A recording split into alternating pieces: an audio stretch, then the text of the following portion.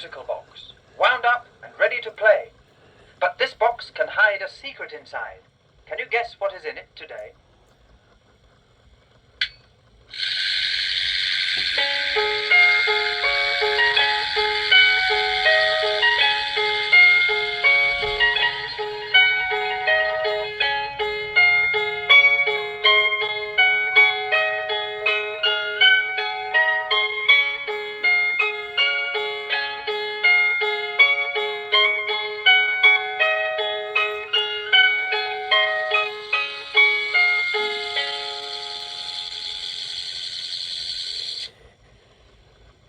It's Jonathan Bell.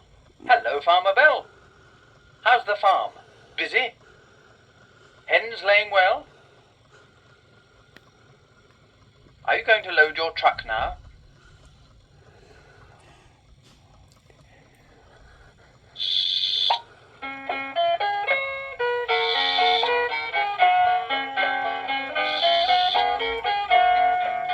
A go-ahead farmer is Jonathan Bell, who works his farm and works it well. He doesn't hold much with the good old days. In modern times use modern ways. Electric, mechanical, all that is new, which does the work that men used to do.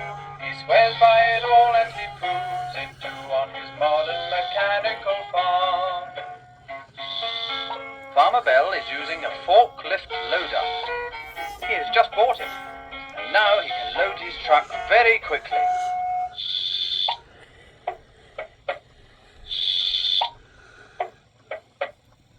All loaded up.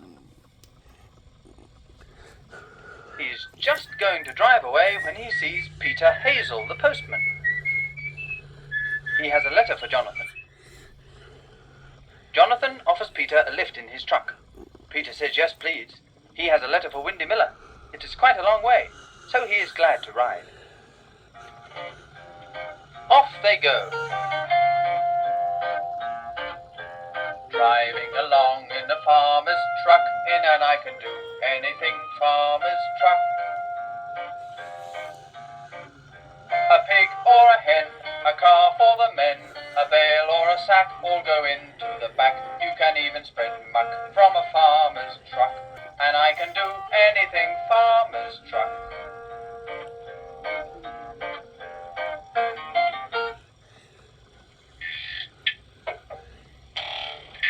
At Colley's Mill, the sails are turning.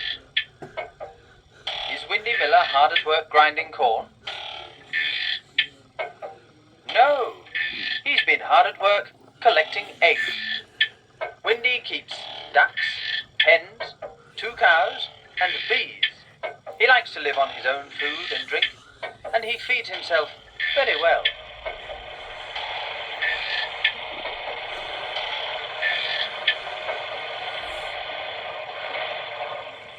Windy meets the farmer's truck. Peter gives Windy his letter. Windy asks them to wait. He has something for Peter. Here you are, Peter. The eggs I promised you. Peter is very pleased. Thank you, Windy. Thank you very much. Be careful, says Windy, and don't forget to return the basket. But Jonathan Bell laughs. All this fuss about 6 eggs. I have to handle 6,000 eggs. You wouldn't like to do that, would you, Windy? Not with your old-fashioned ways. Windy smiles and shakes his head. He's used to Jonathan's teasing.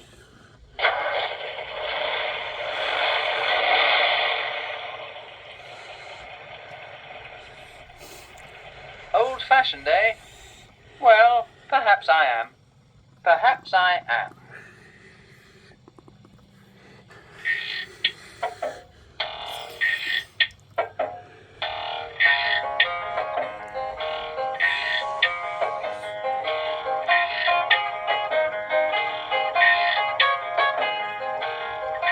Old-fashioned? Yes, I'm sure I am.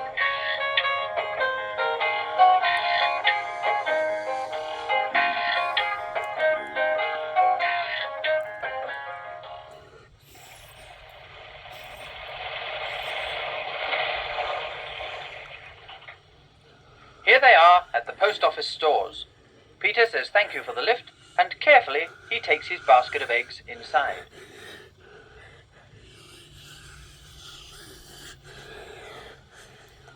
Here we are, Mrs. Dingle, 2 crates of eggs. But Mrs. Dingle is very sorry. She only needs 1 crate today. The people of Camberwick Green don't seem to be buying as many eggs from her shop as they used to. It's very strange.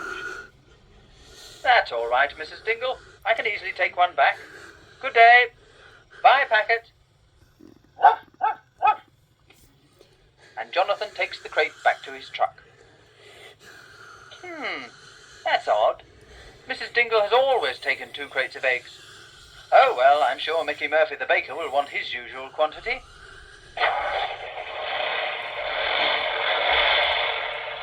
And Jonathan drives his truck round to the bakery.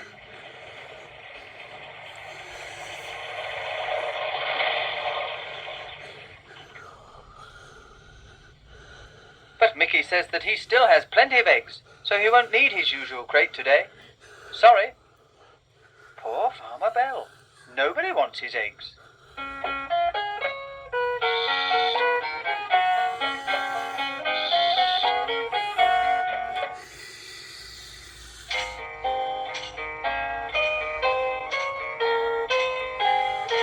Here is Farmer Bell's biggest customer, Mr. Tripp, the milkman.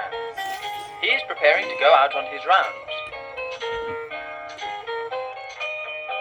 Perhaps he can help to solve the mystery.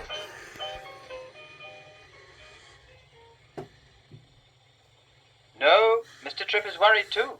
People aren't buying as many eggs from him as they used to. Jonathan starts to unload churns and crates. Mr. Tripp looks at the crates of eggs.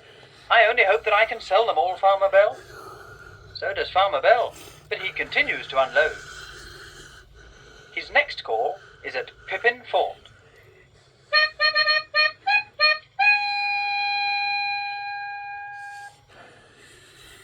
Captain Snort's pupils are on parade in their smart military uniform. Sergeant Major Grout is drilling them. Attention!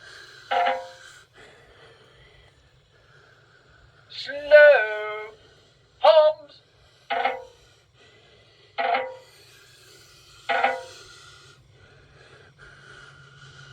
Order! Arms!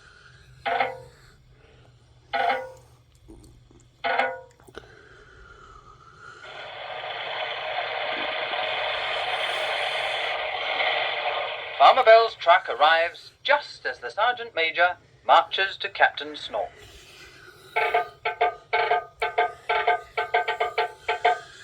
The Sergeant Major asks Captain Snort's permission to dismiss the parade. It is time for morning milk. Captain Snort gives permission.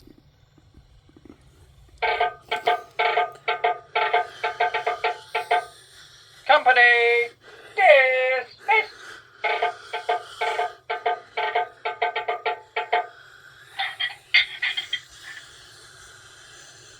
Farmer Bell is pleased to see them all drinking his milk. Captain Snort says that it's very good for them. Each boy has to drink half a pint every morning. And Sergeant Major Grout makes sure that all the milk is drunk. Farmer Bell asks, "How about eggs, Captain Snort?" And the captain tells him that every boy has an egg for breakfast every day and 2 on Sundays. Jonathan asks, "So you'll need as many eggs as usual?" And Captain Snort replies, "Yes, of course." Jonathan is so relieved to hear this that he shakes the captain's hand. "I'm very pleased to hear it, Captain Snort. I'll unload your milk and eggs straight away." And off he goes to his truck, leaving a rather mystified Captain Snort.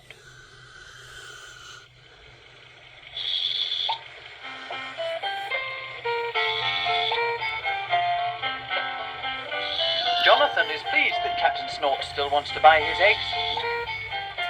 But he is still worried about things. Why should other people suddenly eat fewer eggs?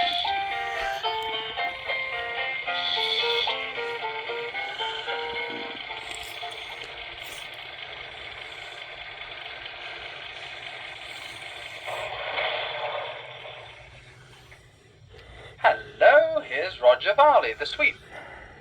He's come to clean one of Jonathan's chimneys.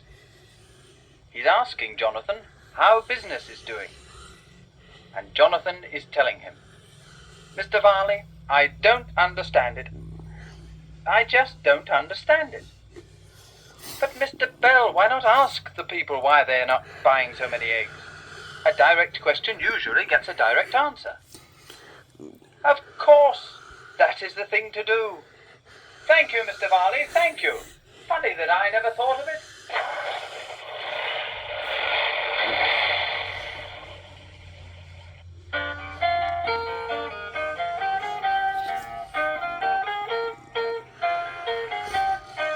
Jonathan is wasting no time.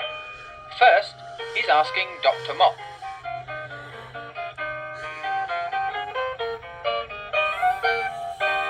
Quite simple, Farmer Bell. I've been getting some of my eggs from Windy Miller. I see. Thank you for telling me, Doctor. And now, when he can manage to get a word in, he's going to ask Mrs. Honeyman.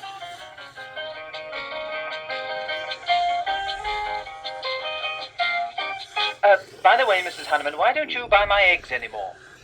Well, Mr. Bell, it's like this. Windy Miller has been letting me have some of his, and ever since the time that Mrs. McGarry's nephew had the jaundice... Farmer Bell interrupts her. Oh, yes, Mrs. Honeyman. Thank you very much, Mrs. Honeyman. And he hurries to escape.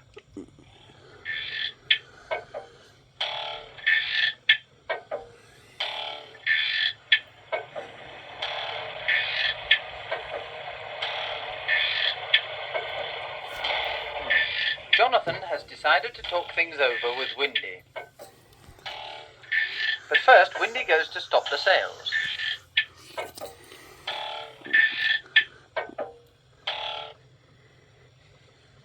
That's better, says Windy. Now we can hear each other speak. Then Jonathan tells Windy about his egg-selling problems. Well, Jonathan, says Windy, this is why people buy my eggs. Come over here.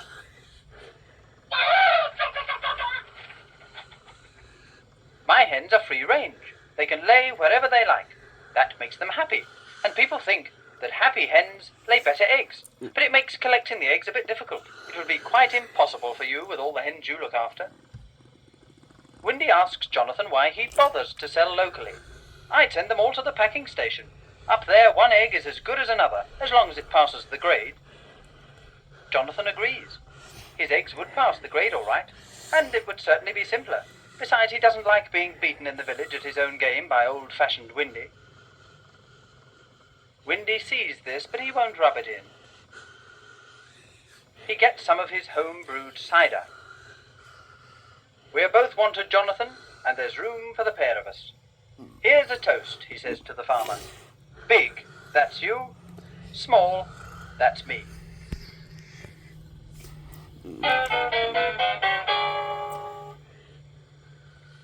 Hello, Farmer Bell. Are you selling all your eggs now? I expect you're sorry that the people in Camberwick Green think that your eggs aren't as nice as Windy's. Never mind. You are giving more eggs to more people more cheaply than he can, and that's a great thing.